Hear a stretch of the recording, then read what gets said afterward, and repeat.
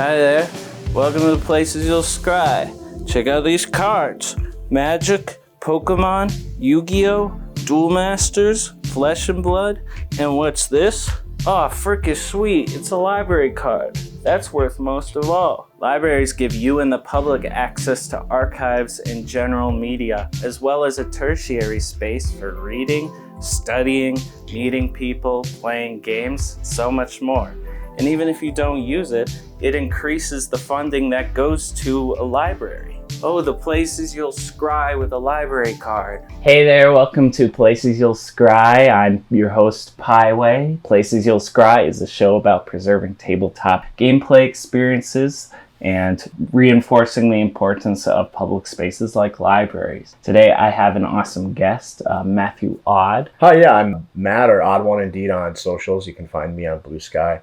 I am a community organizer for a group called the Twin Cities Brew Crew, which is local to Minneapolis, St. Paul.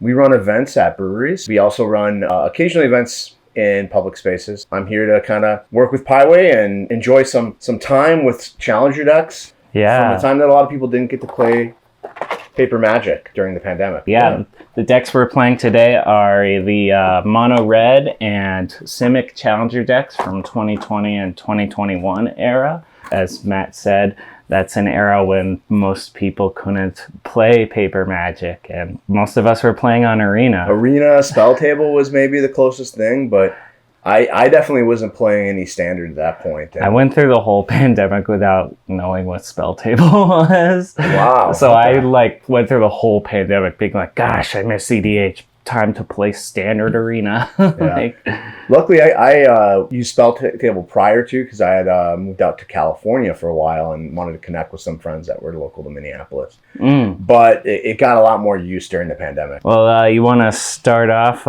with a high roll? Sure, yeah, go ahead. Okay. 3. That's a 3. You're not making it challenging for me, Ben. Yes, right. You wait. 7. All right. I'll take the play. Yeah, I think you do.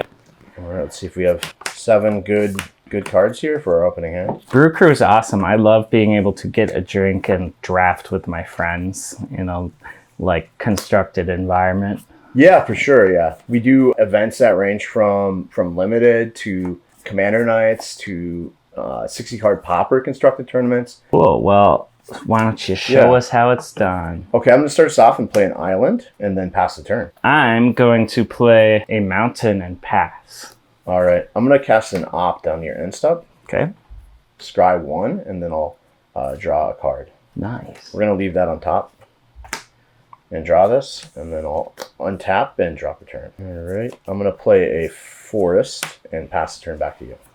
I'll play a Castle Embereth and cast Kargan Intimidator. I'm going to quench that. So before I could explain what it did, you quenched it. Past you. Gotta love that turn 2 counter against red. Tale as old as time. It's really good on the play. On the draw, I might have been eating some damage there from that 3-1. And then I'll pass back to you. Play a mountain. Yeah, I'll cast a Rimrock Knight. Okay, that's good. All right, and I'll pass. Rimrock Knight cannot block. 3-1 that can't block. I'm going to cast on your end step a Wildborn Preserver. Okay, I'm going to play a Temple of Mystery. It's a land that can tap for blue or green. It enters the battlefield tapped, and when it enters, you get to scry 1. Scry! I'm going to turn my wolf sideways. I'll take the 2. All right, and I'll pass to you. I will cast an Akoum Hellhound, which it's a 0/1, but it has landfall. Whenever a land enters the battlefield under your control, it gains 2/2 until end of turn. I loved the Zendikar through Eldraine block. That was just a really good time. And I will Bone Crusher Giant. I'm going to attempt to quench. No! Stop side of that Bone Crusher Giant. It is gone. It's been countered, and even though it would have gone in an adventure since it was countered, it is in the graveyard. In that case, I will swing at you for 3 with my Rimrock. I'll take it. I'll go to 17. Pass to you. I'm going to attack for 2. I'll take 2. Down to 16. I'll pass. I will play a land for turn, which will trigger a Comb Hellhound. When I was a kid, my mom did not like the cards that had Hell. I'm going to send this Rimrock Knight on an adventure to give this +2/+2. With that on the stack, I'm just going to unsummon. All right, it will go back to my hand. Returning that and countering the spell. And then I'll spend 2 to cast Rimrock Knight. It's good. And I'll spend 2 to cast Royal Eruption. I'm going to attempt to quench that. Triple quench. There might be one more in the deck, I believe. I'll swing for 2. Yeah, I'll take it. I would go to 15. And pass to you. Draw for my turn. And yeah, go ahead and send. All right, I'll go down to 14. Try to race you, but we're going for it. And yeah, I'll pass. Might as well when I can't draw. I'll play a land for turn to trigger Comb Hellhound. And I'll tap 3 to give my creatures +1 power until the end of the turn. Seems good. And I'll swing for, this is 4 and this is 3, so 7 damage. I'm going to go ahead and unsummon that. It's unsummoned. And then this is currently a 3/3. Yes. I'll play a Night Pack Ambusher. Okay. But I'm not going to block because I'm afraid of the card in your hand. So I'll take 3. Before damage then, Okay. I will you can make it. You can make send it. this on an adventure, yeah. All so right. I'll take 5. All right. That's on an adventure. I'm at 10. Past you. You've got a pretty scary creature on the board. I do. It makes 3/3s if I don't cast spells during my turn, which is really powerful. Yeah. And I'm going to move to attack for 7. No, Okay. 6. This is not a wolf. I can think it's a wolf. I'll take 6 down to 8.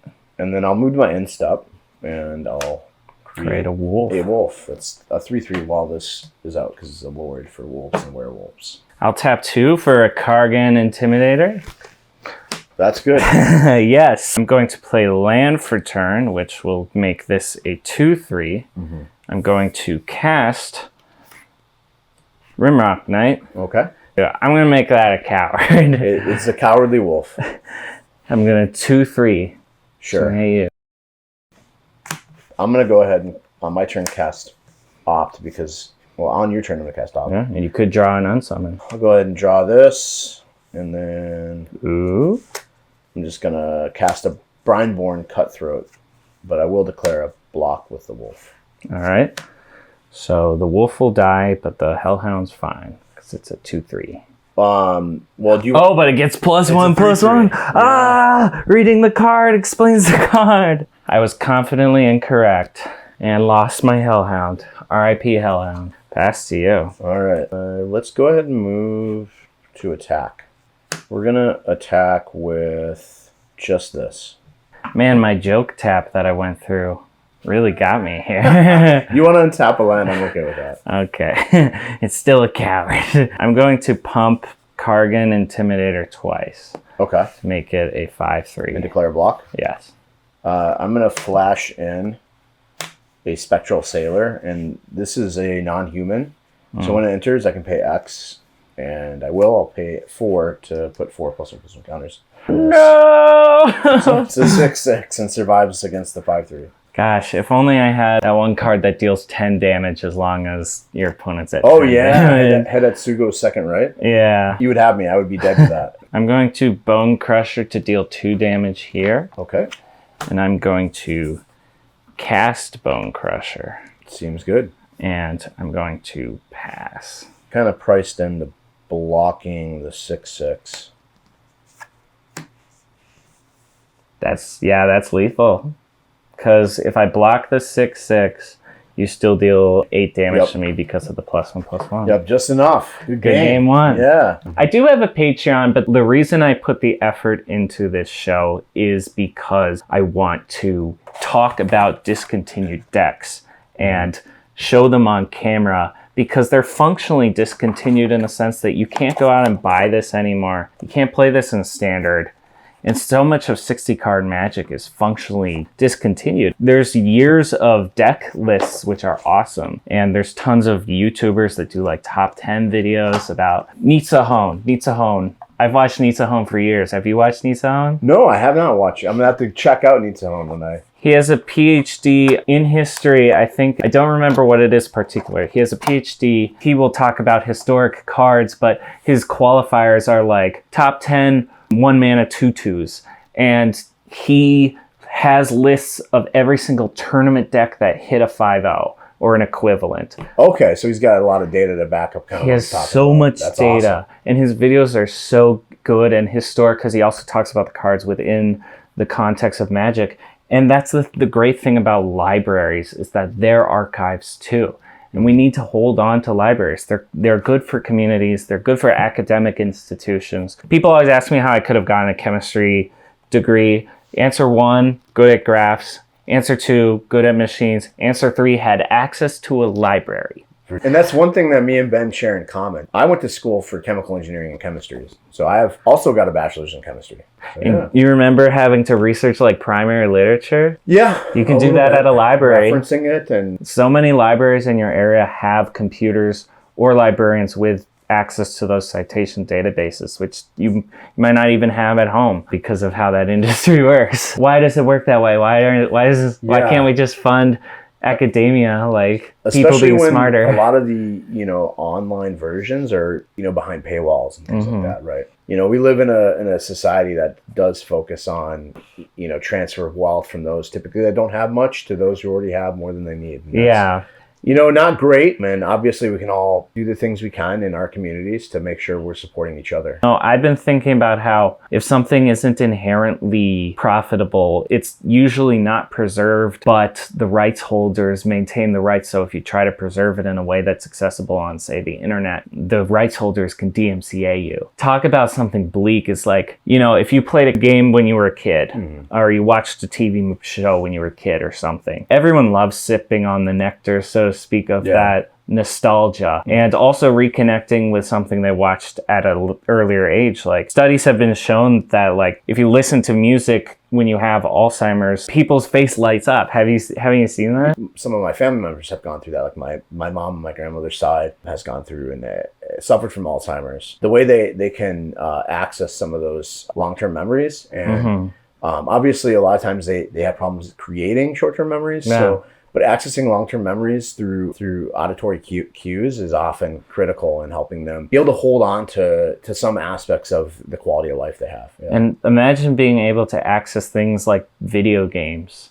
or movies, and that not being possible because of artificial constraints we put on media rights and preservation. Why can't there be a place where it's archived if the rights holder is just not going to make profits off of it? If they want to, they can pull it back, and say Warner Brothers puts something there, but then they're like, we actually want to make some money off this. They can pull it back. In general, if we just accept the fact that things have value, even if there's not a monetary value associated with them. Yeah. Access to art and creating art, it kind of goes two ways, right? Obviously, I'm a huge fan of making sure that our artists are able to make a living wage and doing the art they do. So, I want them to get paid. Yeah. At the same time, how do we make it so it's not these third parties, these middlemen, these companies that are just extracting this wealth, right? Yeah. And that's where it's a difficult balance. And I think about, where does that lie with something like YouTube, where it's like a professional environment if you're really trying with it. If you don't get a lot of views, there's that mentality you can fall into of like, oh, this is shit and I shouldn't be putting all this time into it. It's like, my YouTube channel has 516 subs and gets like between 60 to 10 hours a month of viewership. And I've edited for Hank Green. It was still worth it. Like, that's also the thing, is like, even the people who reduce the value of something down to its inherent profitability, at a certain point make themselves blind to how, if you put something in a public pot and nurture the public, people get really smart and are able to produce wealth for you. Like I had to have good grades to go to college. I don't think it should work that way, but it was because I couldn't afford it otherwise. And like, God forbid we just invest in people by having public services and making informative media accessible. Like, Yeah. God forbid. Yeah, what set did you get into Standard with? I started playing Standard. It was right before Lorwyn block came out. So I want to say Planar Chaos Future Sight timeframe. One of my coworkers at my first, career kind of job out of school was talking about playing Magic and drafting. And I had played Magic when I was a kid. I didn't really know what was going on. It was kind of kitchen table Magic. It wasn't organized or competitive. The decks could play, but really didn't fully understand the fundamentals of the game. Yeah, Tapping was still kind of confusing. Just played with our pet cards, Shivan Dragons, Crowworms, stuff like that. I want them to power creep Shivan Dragons. Then I got into the game, and it just hooked me. It was at a time in my life where I was going through a breakup, so it afforded me the opportunity to kind of get in a good headspace and meet a lot of cool new people. So I'm thankful that Breakups.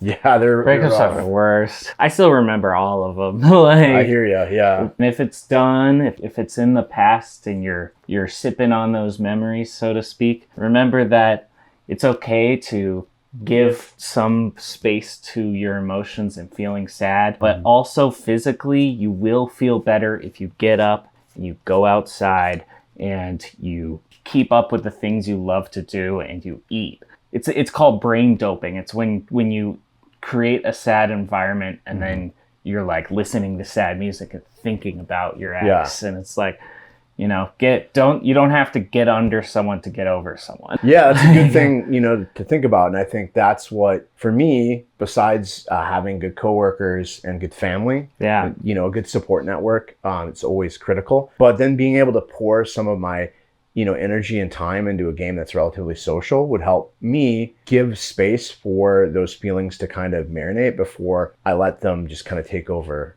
my mind space, right? Magic helped me through my breakups, being able to just go draft. Yeah, for sure. When people were busy. Cool. Well, I'm going to take the play. Mountain. A 1-drop? Shock. I'm at 18. The clock starts now, I guess. Good to hold for removal sometimes, but against blue-green, no. I'm going to play a Fabled Passage. Go ahead. While you're taking your turn, I'm going to go ahead and find a forest and once or tap. It's still so good in EDH. And yeah, for sure. I'll cast Zach Cargan. There you go. Pass. That's a 3-1. That's a lot of beef on the table already. I'm going to pass. Pass to you. What was your favorite card that came out of this, era of Magic? I really did like the initial Elder Giants. I was hoping this had an Uro, but that would be a little bit too much. Yeah, by the time this one came out, even Uro was banned. I'm gonna send Rimrock Knight on an adventure to pump this. I'm gonna go ahead and with that on the stack, I'm gonna Aether Gust the creature. You can put it on the top or bottom of your library. All right. I'm putting it on top. Rimrock Knight is dead. On an adventure. Oh, pass. Dude, a different kind of adventure. Yeah. Adventure to the graveyard, right? I'm going to play this Thornwood Falls, and I'll go to 19. And then I'm going to pass. Untap, draw. What did you draw? You'll see. Cargan Intimidator. It's good. It resolves. Okay. And I'll pass to you. All right. I'm going to go ahead and flash in this Brineborn Cutthroat at your end step. Okay, well, that's before your turn. I'm tapped out. This is your chance. I'm going to Royal Eruption. It's dead. No, Merfolk Pirate down. I'm going to play this. Thornwood Falls. Get back up to my starting life total. And then I will pass. We'll get a mountain. And I will swing. I'm going to go ahead and flash in this Wildborn Preserver. Okay. Response. Go ahead. I'm going to flash in Embercleave. Okay. And Embercleave resolves. When it enters the battlefield, it attaches to target creature I control. Target creature gets +1/+1, double strike, and trample. I'm going to go ahead and unsummon that creature. All right. So it's still on the field. The cleave is here. A good thing. It's going to hit me pretty hard when it finally does. Yeah, this card defined Standard back then. I still play in Commander. Anything else? Nope. Okay. And I think that is one of the great things about Commander being such a commonly played format, is that it really was, Modern was supposed to be your standard cards that rotated out. Then Pioneer was supposed to be that. But You can't compete with Commander being at 18. And I'll pass. That's why when they started making EDH decks that were comprised of just standard, like for 4 standard sets, I was hoping they'd do it comprised just of standard cards, because then that way you're buying into standard as well. Yeah, for sure. But yeah, there's business reasons for that.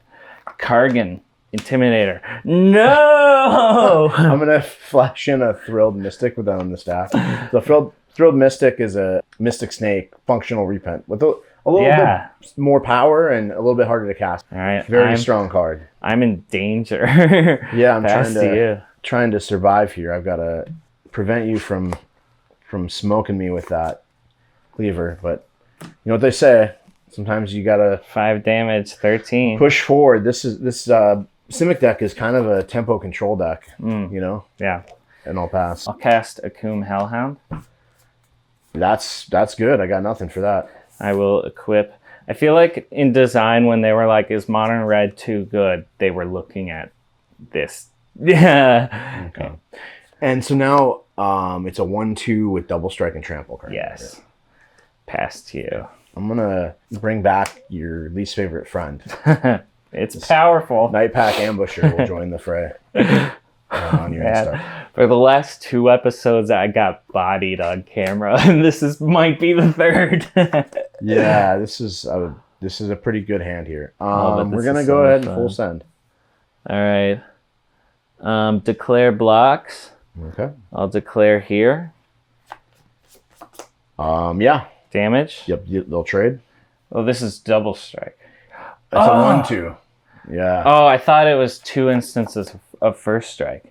In that case, can I change my block? Yeah, go ahead. Cool. Thank you. Casual magic. You get to be nice to your friends. Okay, so you're blocking there.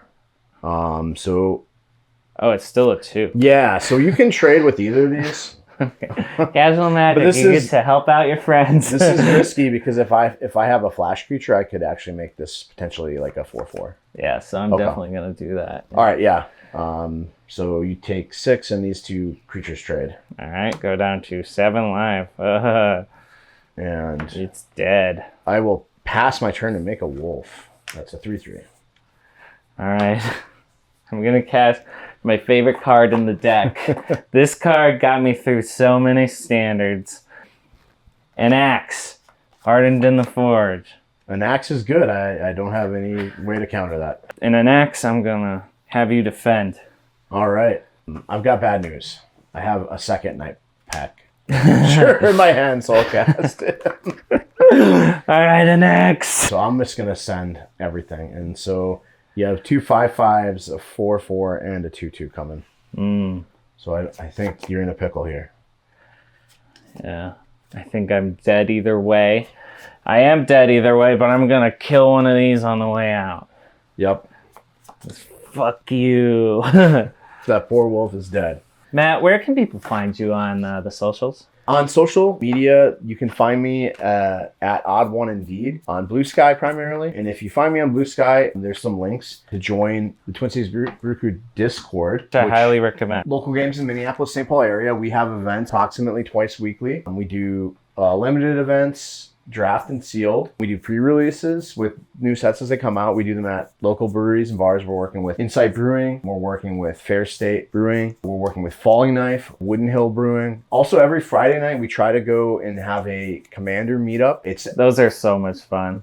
We call it the Rotating Taps Commander Club because we do try to rotate from about 4 to 5 different breweries that are local to Minneapolis, St. Paul. In October, we're going to do Cardboard for a Cause 2025. Last year, we raised $13,000. The Imaginative Realism Foundation. And this year, we're hoping to shatter that. Yeah. We had about 170 people show up. You know, one thing that I thought has been, really cool about Magic the Gathering is right now, you go to bars and people are playing cards there. No. A lot of times, it was kind of seen as counterculture. But now, everybody's playing Magic. People are interested about it. They're coming over. They may not be familiar with the game. They're asking questions. Sometimes we're at a bar and we're having an event with the Twin Cities Brew Crew, and we have like 15 to 20 people playing, but there's 2 or 3 other groups. So a couple times at Insight Brewing, there's been over 45 people playing cards there on a Friday night. And so more than half the bar is people playing Magic, and that's just awesome. Anything else you want to say to the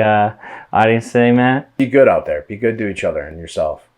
It's a challenging world we're experiencing right now, and everybody's got their own problems and their own biases. Just be mindful of that. It's so easy to be nice, and being mean can take so much out of someone. Like, have that restraint and be nice.